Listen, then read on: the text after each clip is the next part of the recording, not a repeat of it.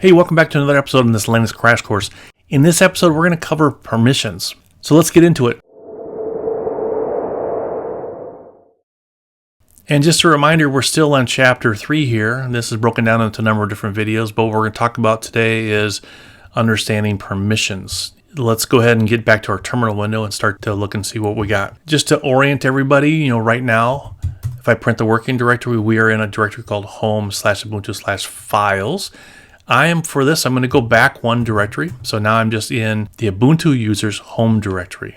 And first thing is, I'm going to just review ls a little bit here. So ls by itself will just show you all the content in the directory. There's only one child directory in here, but ls also has some parameters. So we can say ls-l, and that puts everything in kind of a long list format. So you can see here, there is just this single directory. It's called files. And there's a lot of additional information here. We're going to cover all of this in this video. But I can also say ls-a. It's going to show even what are called kind of hidden files. So anything that begins with a dot .bashrc, .cache, this is everything that's in this directory. Normally when we just do ls, we don't see all that stuff. We just see files. You can still see files.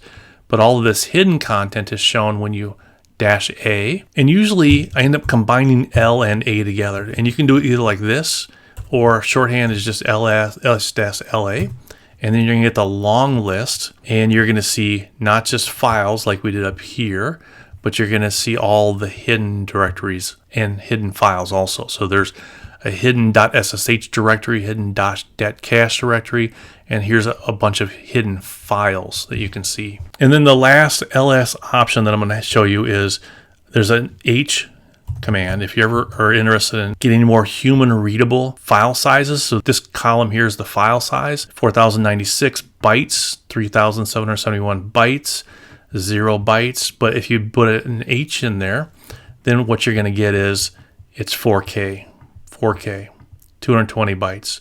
So you're going to see those numbers written in human readable format. I usually don't mind bytes because it seems more natural to me. I don't have to kind of convert K, which is kilobytes, to that number, which you have to multiply by 1024. I don't really want to do that in my head. I usually just do ls-la, and that's what I use mostly. In fact, most systems have an alias set up that has this already for you. So, and that alias is LL. So when I do LL, it's going to be the same thing as this ls-la. And you can see here, alias for LL on this particular system is set up for ls-la or AL, and then F. Okay, so let's get back to permissions here. So if I LL, which is ls-la, you can see a lot of information here. Let's start to break this thing down a little bit. On the very right-hand column, you actually see either the directory name or the file name. Directories are in purple. .ssh is a hidden because it has a dot in front of it. So it's a hidden directory. Profile is a file. .profile is a hidden file. It's because it's got a dot in front of it. So you can see all of these, this is the content that's in my current working directory, which is my home directory for this Ubuntu user. The next column next to the file or directory name is the timestamp, the last modified timestamp. So when was it last modified? Today is September 20th. So you can see these are the files that were being modified today. So the column next to the date is the size of the file. So for example, this .profile is 807 bytes. These files, this directory is 4096. This is related to kind of the block size. So under the hood, just so for speed purposes, it allocates certain block sizes. A lot of times you'll see this in the same block size. This 4096 isn't just miraculously that these are the same sizes in them, but the block size there. And now we start to get into kind of the permissions area down here. We're going to talk about these two columns next. It says Ubuntu. This is the owner of this directory. This is the current directory. Ubuntu owns that directory, and this is the group that owns it. Let's say I create a user called Bob, and when I create that user, usually there's a group created along with it, and that group has the same name as the user, Bob. We're going to talk about groups a lot more in the future, but for now, let's just remember that these two columns are, this is the user itself that owns that file, and then this is the group that owns that file. So permission wise, later on, groups are going to save us some time because I don't have to manage individual permissions. I can put people in groups and just manage the permissions of the groups. As we saw before, this is the number of references to that particular file. So for example, this has one reference. This has two references somewhere, and I'm not sure exactly where the two references are, but that's just what that means. And now we're over into all of these file permissions, and I see a lot of things here. So I'm going to explain this pattern here first of all. So what you're going to see is you're going to see a D or a dash that starts everything. And you can pretty much guess what that is. So if it starts with a D, that means it's a directory. So here's a D, that's a directory. This particular shell is colored for me, so I already see that that's a directory. But if you didn't know, when you did ls-la, you would see a D, and that would be the directory. Dash just means it's a file, so that means a file. And then you're going to see things like RWX. And let's talk about what RWX means. So these are the different permission levels. So R means read, W means write, X means execute. RWX, there's going to be three groups of these. This is RWX here, and then there's another three. 1, 2, 3. This particular one has dash, dash, dash. And then here's another 3. 1, 2, 3. Dash, dash, dash. Let's go all the way down here at the bottom here. So you can see RWX, read, write, execute. And that first set, RWX, is for the permissions for the owner. So Ubuntu, this is the permissions for that owner. RWX, this directory, they can read, they can write, and they can execute things inside that directory. This next RWX group, RWX is for the Ubuntu group. So anybody who belongs to this group also has read permissions, write permissions, and execute permissions. And then this last triplet, R dash, there's no W, so there's no write, but execute. That's everybody else who doesn't belong to either the owner or the group. So it's all other users. They have access to read and execute things that are in my files directory. If I go back on up here, let's go back to, for example, this bash RC file. Let's look at that one. RW dash. The owner, Ubuntu, can read and write, but cannot execute this file. It's not an executable file. Anybody in the Ubuntu group can read the file. They can't write it, they can't make any changes, they can't execute it, but they could come in and read that file. All other users have permission to read that file, not to write to it, not to execute it. Let's look at the one, let's look at .less-hst. Let's go through one more. The owner, Ubuntu, can read and write, can't execute. Everybody else in the group or not in the group can't do anything with that file. By controlling the permissions, RWX, for the individual user, the group, and everyone else, I can control the access or the permissions for this directory. For example, let's just play around here. Let's create a new directory, and we're going to call it secrets. And then if I LL, I can see my secrets directory here. And so right now I can see that secrets is owned by Ubuntu, and it's in the Ubuntu group. If I want to change these two things, I can do that with a command called chown, change ownership. Right now there's two real users here. There's Ubuntu and there's a root user. So I'm just going to switch it to root. So the owner is going to be root, and we're going to put this in the root group, and then I need to pass in the file. In Linux, everything's a file, but this is the file that I'm going to change permissions for. And so if I hit enter, it's going to tell me that I don't have permission to do that change. Operations not permitted is because of permissions, so I need to type sudo in front of that. Now, one trick that you can do is if you ever get kind of a, oops, I forgot to type sudo, you can type sudo, and then we can use our trick from before.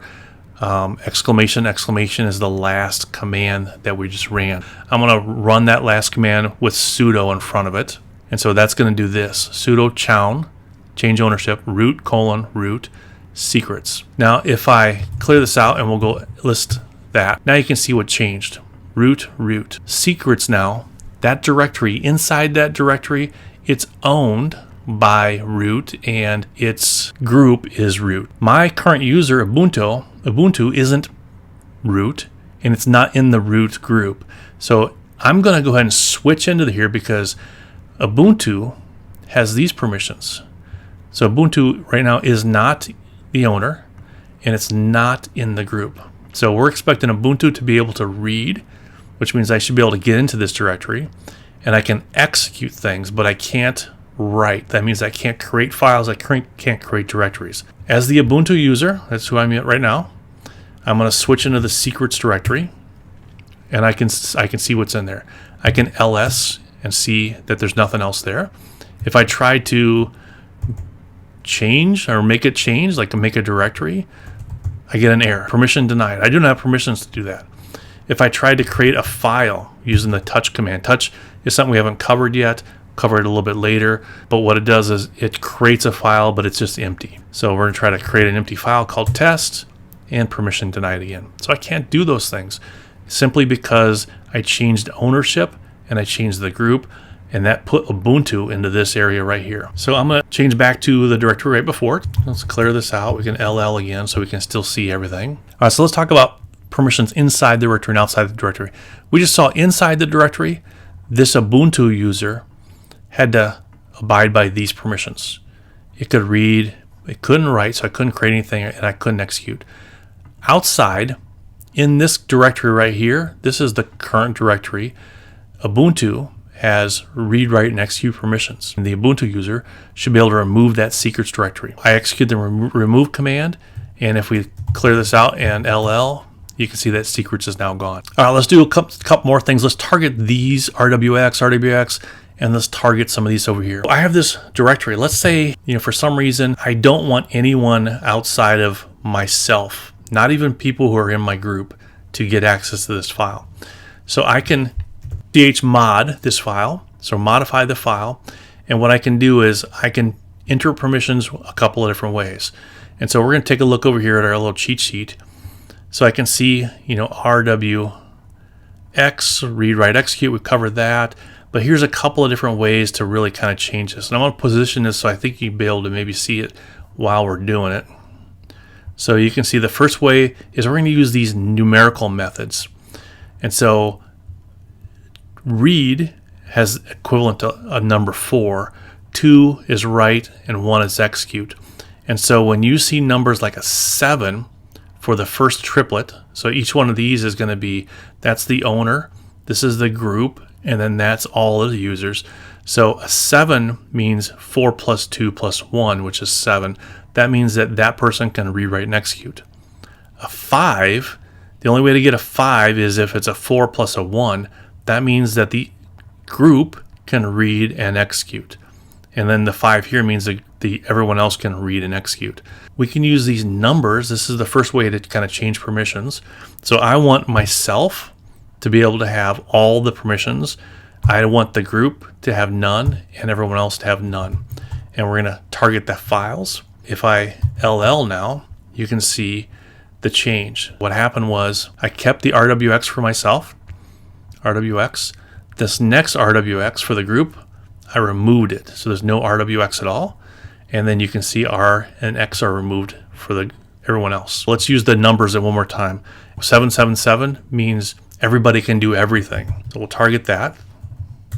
And now you're going to see RWX, RWX, RWX. That's an easy way just to let everybody do anything they want to that directory. If I wanted to make it so that the owner can do everything, anybody in the group can do everything, but everyone else can just read, then I would make that a 774.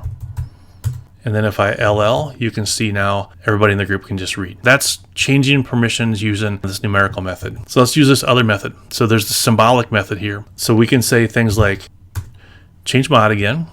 And then let's say I'm wanting to remove this R from the everyone else. So you can see symbolically, U is for user, G is for group, O is for others. So I'm going to say O, and then I'm going to do the operation I want. It's kind of like math. So I add a permission or I subtract a permission. So I'm going to do minus, and then I'm going to remove that R from the files. And then if I LL, you can see now the R is gone. So let's do the same thing with a group. Let's remove RW and X from the group. So I change mod, and it's the G, and I'm going to subtract away RWX from the files. So now if I LL, you can see that they're all gone. So let's add back in maybe the group. Let's add back in read and execute. Oops, I forgot to put the target, which is the files. And so now you can see R and X are back. So you can use either way. You can say, I want to target things with this convention of symbolic method where I'm using these symbols, or you could target everything using these numbers like 755. Both ways are very common. But using those commands, so you can use either CHON, or you can use CHMOD for mod. So you can change ownership to change the owner or the group, or you can chmod to change the permissions that owners of the group and everyone else have. Using those, now you can set the permissions on files. And again, everything in Linux is a file. So that means you're setting permissions on actual files that we would consider like text files or video or images, also directories, and then also those special files. Sometimes we're going to have like a IO process that's running under a certain user and they need certain permissions. That's how you do permissions. That's it for this video. We'll see you next time.